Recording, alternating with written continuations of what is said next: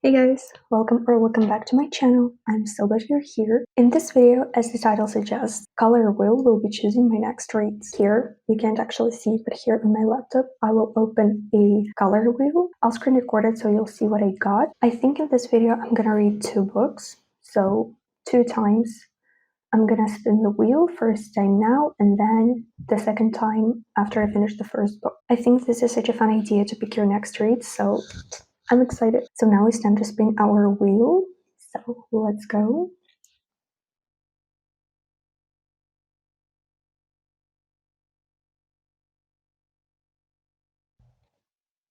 Okay, so the first color that we got is actually black. I think I need to do research in order to find a book that I want to pick for this color with black cover. I have a book in my mind, but I'm not sure whether it is black or not. So let's quickly check it. And if it is amazing because that will be the first book I pick. Yes. Yes. Does it count like black? Yeah, of course it counts like black. I think it counts like black. So I'm pretty excited because the first book that we will be choosing is The Hunger Games by Suzanne Collins. I've actually read this book maybe like 5 years ago, maybe 6 years ago, something like that. No, probably 5 years ago during the quarantine. But since the next book is coming out, I think either this month or next month, I've been itching to pick up this book. So the prequel to The Hunger Games, Sunrise on the Reaping, is actually coming out in 10 days. I'm so excited. The book is about Haymitch, and I loved Haymitch. I loved his charisma, both in books and movies. So I'm super excited for this book, and the movie has actually been announced already. The book is not even out, and the movie has already been announced. I'm so excited. I think I'll go to the cinema to see it. And I think you can come with me as well. So yeah, that is our first book, and I'll see you a little bit later, either when I start the book or when I have my first updates. See you! I got to my favorite part. Okay, one of my favorite parts in the book. It is, I'm just so giddy right now. It is when Peta has an interview with Caesar, like before the first Hunger Games. Obviously, because I'm reading the first book, like, no doubt. And they're talking about Peter's girlfriend and whether he has a crush back home. If you know, you know. If you know, you know.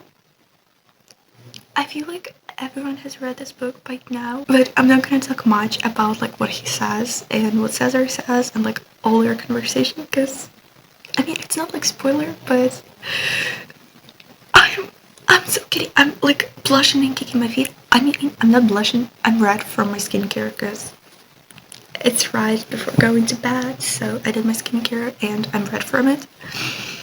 But I'm eating the book up. I knew I would because I love this book. I love the series. I love the movies. I love everything Hunger Games related.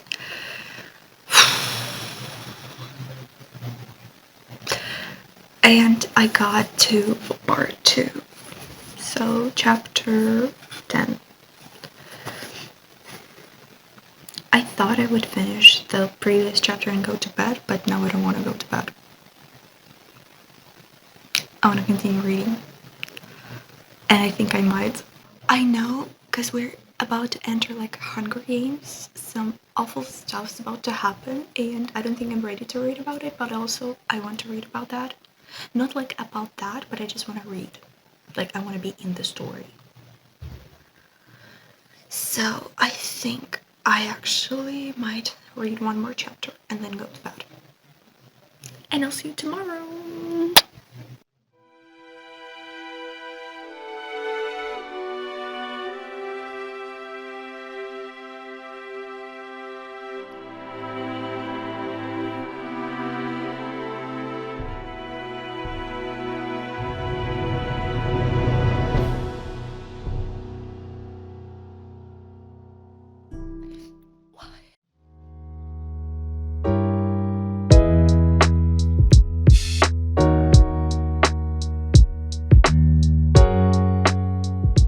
I'm here to talk.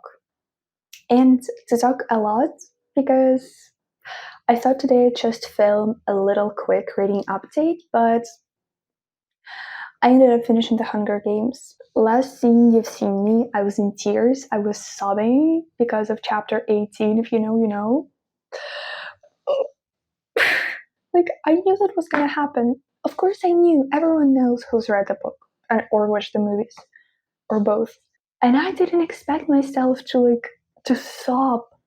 Why did I sob? I don't know. I'm just an empath, so that was wild. Overall, this book has been a range of emotions for myself. Even from those 2 clips that you've seen of me reading. At first, I was giggling, kicking my feet, and the next time I was sobbing. Pretty much everything I've been doing today is reading. I woke up, I had breakfast, I read till 50% mark, and then I remembered that I actually have a homework and I really need to do that, but I didn't want to stop reading. So I found like a compromise between those two, and I chose some homework that didn't require much brain power, and I listened to audiobook. I found a free audiobook on YouTube, and the narrator, oh my goodness. She's just perfect. She does different voices for like different characters. She has emotions, and she even sang the moment like when Katniss was singing. She was also singing. That broke something in me. And that's part of the reason why I was crying. I was just overwhelmed with my emotions. So I highly recommend checking out the audiobook. I will link in the description the one that I've been listening to. I don't know where else you can find it except for YouTube, but I listened to it on YouTube and I highly recommend it. I've read the books, I think like 5 years ago, maybe even 6, I don't remember. And I've watched movies, all 4 movies, countless number of times. Every sentence was playing a scene from movies in my head. And I feel like Hunger Games might have the best adaptation book to movie in the whole world. I don't know, because like Harry Potter, yeah, okay. But Hunger Games, that's a different level up here. And after finishing the book, now I want to watch the movie. But I think I want to finish reading all the books and then watch all the movies back to back. Also, you might be questioning why I have this dude here with us. And the reason for that is this is Pira. Meet Pira. Hi. My mom gifted this bunny to me a couple of days ago, and I name all my stuffed animals and my cactuses and my succulents, pretty much all my plants that I have and my stuffed animals after some book or movie characters. And because at the moment I was reading Hunger Games, I had to name him Pira. I wanted to name Katniss, but then I looked at him and I was like, no, this is Pira. Like, this is Pira. Come on, look at this. He looks like a loaf of bread. So, of course, this is Pira. And fun fact, and side note, this is actually a dog's toy. This is legitimately a toy for dogs. And my dog wants to steal this toy from me, even though this bunny is almost the same size as my dog. He doesn't care. He wants to steal this from me. But I'm not giving away my Pira. Nuh-uh. So yeah, I've been hugging him all the time I'm reading, and I don't know. He's just so fluffy and he's so cute, and I love him. As you probably can tell, I loved the book. I love this whole series. Nothing changed from the first time I read it. So I'm just overwhelmed with my emotions, and I'm so happy to be back in this world. And of course, this read has been 5 stars. If you had any doubts, now you don't. Of course it was a 5-star. But now it's actually time to pick our second book. So let's move over to my table and let the color wheel choose my next book. And fingers crossed it is red cover because I want to finish Hunger Games series. But I doubt it will be red, honestly. What are chances of it being red? But still, fingers crossed. Okay, I moved over to my table and I'm sitting in front of my laptop. I'm gonna start screen share as I did last time and let the color wheel pick our next read. Okay, I started the screen recording and now let's spin. Fingers crossed it's red, but I don't think it will be red. Okay, we have Cyan. We can choose Mockingjay because Mockingjay, the 3rd book in the Hunger Games series, is actually Cyan, but I did have to read Catching Fire. I think the 2nd book is called first, so I can choose that. So I guess I'll need to do a little bit of digging in order to find a book that is sci-fi besides Mockingjay, or I can pick Mockingjay, but before that I can read Catching Fire. But I don't think I'm gonna do that actually, because I need to publish this video on Wednesday, and I don't think I can read 2 full-length books before that. So I'm gonna do some searching on my Goodreads, and I'm gonna come back to you once I found the book that I want to read. The books I found are All the Things We Never Said by Yasmin Rahman. I don't think I'm pronouncing that correctly, I'm sorry. Also, I Hope That I Don't Fall in Love with You by Harper Bliss. The Lovely Bones by Alice Sebold. Again, I don't know how to pronounce that, I'm sorry. I have struggles with pronouncing names and last names. And lastly, None Shall Sleep by Ellie Marney. Okay, now I have to choose what I'm most in the mood for. So All the Things We Never Said is like general young adult fiction that also deals with mental health. At least what I know it is about. I don't know much. The Lovely Bones is as well YA fiction that also I think has a little mystery element to it, which I'm pretty excited about, to be honest. Honestly, I don't think I'm going to choose I Hope That I Don't Fall in Love with You, because I don't think I'm in the mood for that right now. So let's close that tab. To be honest, I think I've already decided what I to go with, and I'm gonna go with None Shall Sleep by Ellie Marney. Ellie Goodwin from Just Ellie YouTube channel actually compared this book to the Natural series, so I'm actually pretty excited about this book because I love the Natural series. It's not like my top mystery series, but I still really loved it, and I want something with the same vibe. I think this book is also about FBI recruiting some teenagers for them to help the FBI solve some mysteries, maybe about some serial killers or just killers in general, I don't know. And I think it's just a duology, so it shouldn't take me much time to finish the series, which is also pretty exciting. Okay, I actually lied, the series has already 3 books. The last time I checked it had 2, but the 3rd book came out in 2025. So I didn't know that it came out. Also, I love the covers. They look so cool. Like, look at them. They're stunning, right? So yeah, that's what we're going with. I'm gonna get back to you once I've read something with a little reading update. So, see you!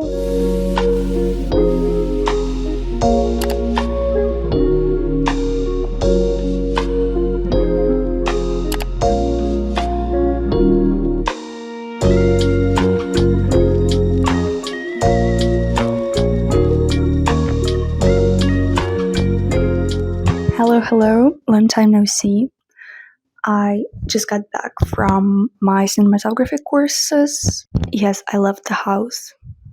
Wow. I'm here to give you a quick reading updates because I thought I'd finish the book today and wrap the video up today, but no, that did not happen unfortunately. So I actually took my book with me, but I did not read. I don't know why I always take it with me, even though I know I will get no chance to read, but yes. I am a bit over halfway through, and so far I'm liking it. Not like overly obsessed with it. No, unfortunately not, but so far it's fine. There are some things that don't really make sense to me in mystery aspect, not in the mystery aspect of the book, but in how the FBI works, because I've read enough books and some things here just don't make sense. And also I was surprised that it was actually set in 1980s. It was mentioned nowhere, just randomly dropped. Oh yeah, actually a couple of years ago it was 1980. Ha ha ha. I was so confused, no it could not. But yeah, it is set more than 40 years ago. I don't think I've talked what this book is about. We follow Emma, who survived a serial killer. She escaped and helped the police find the serial killer. And also Travis, whose dad unfortunately was killed by serial killer. So that's kind of reasons why FBI reached out to these people, because FBI needs something from them. Emma and Travis will help FBI interview juvenile serial killers because they are teenagers. Juvenile serial killers are also teenagers, so that's kind of what scheme FBI developed to solve some cases. some cold cases. They're not working on active cases. That is like the similarity with the Natural series, because their kids also, well, kids, teenagers, were not working on active cases, only on cold cases. Until some point, of course. But that's, yeah. I really thought I'd finish the book today, but unfortunately I had so much stuff to do and I still have a lot of homework to do. So I don't think I'll finish it today, but hopefully tomorrow. And so tomorrow I'm gonna see you again and wrap the video up and talk about my final thoughts. I'm gonna go have dinner, and before going to bed as usual I'm gonna read, and yeah, and finally make some good progress. Bye! Don't mind the way I look, I just finished university and I guess you can tell that I've been through it a lot. I had like 8 hours in the university, so kill me. I just got to chapter 29, right? I have around like 30% left or something, and first of all, we've met our murderer. Second of all, he did something. Third of all, why do I still have 30% left if we've already met our killer? If they're gonna just be hunting the dude down the whole time I have left in the book, no, that will be disappointing, because like, what do you mean? You almost got him, but you didn't get him. The way FBI behaves in this book is so like childish. They're like 50-plus-year-old dudes. They're like adults. Why aren't they not acting like ones? I don't understand. It feels like in this book, two teenagers are acting more mature and more prepared for these situations than the literal FBI agent. What? I had my theory. I guess I might be wrong, but maybe I still like my theory, so might be still right. I am here to wrap everything up and to talk about Natural Sleep, because I did finish that book yesterday. I wish I had a camera set up and you'd see all the reactions I was going through at the end of the book. Because let me tell you, there were a lot of emotions. Not all good. Let me tell you that. Not all good, but still a variety of emotions. Let's talk about what I liked and did not like about the book. We'll start with good things. I did like the atmosphere, and I liked our two main characters, Emma and Travis, who, I don't understand why, but the whole book they were calling Emma, and Travis they were calling by his last name, Bell. So it was Emma and Bell. At some point, they were talking about Travis, and I was like, who the hell is Travis? Travis and Bell is the same person.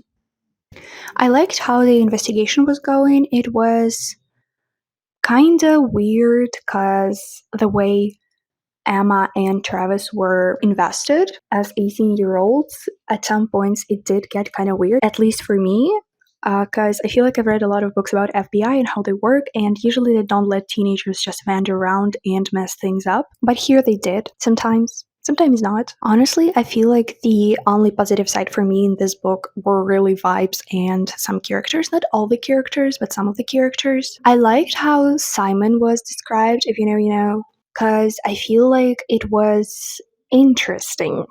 Let's say that. I did not like him, why would I? But it was interesting the way he was portrayed and how his character traits were portrayed. What I did not like about the book, though, first of all, we knew the name of our serial killer, our main killer in this book, literally almost at the half of the book, maybe a little bit later. It was just kind of like weirdly done because it was not as interesting to follow when we know his name, but also it was kind of interesting to follow knowing his name, because when we did meet him, our main characters didn't know that that was his serial killer. We did. So that was kind of interesting, I might say. At first, I did not like it, and I even had, I filmed an update, but then I kind of did appreciate it at the end, to be honest. The ending, though, and how the whole case wrapped up,